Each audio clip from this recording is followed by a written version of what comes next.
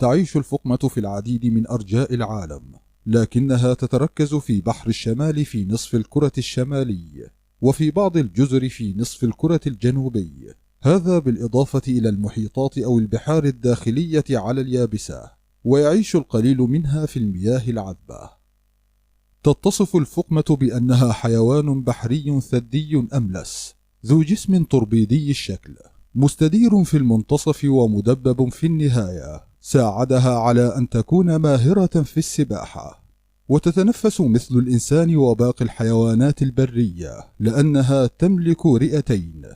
تقضي الفقمة معظم وقتها في الماء، ولكنها تصعد لليابسة للاستمتاع بالشمس أو الراحة أو الغذاء أو حتى للتزاوج والولادة.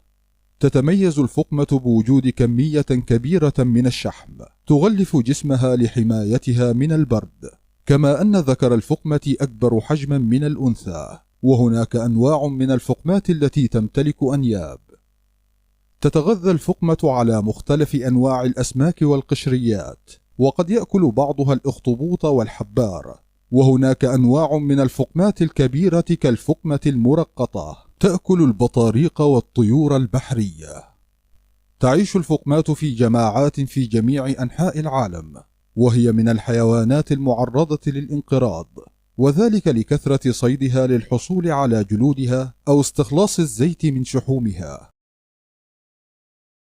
شكرا على المشاهدة، ولا تنسوا الإعجاب بالفيديو والاشتراك بالقناة.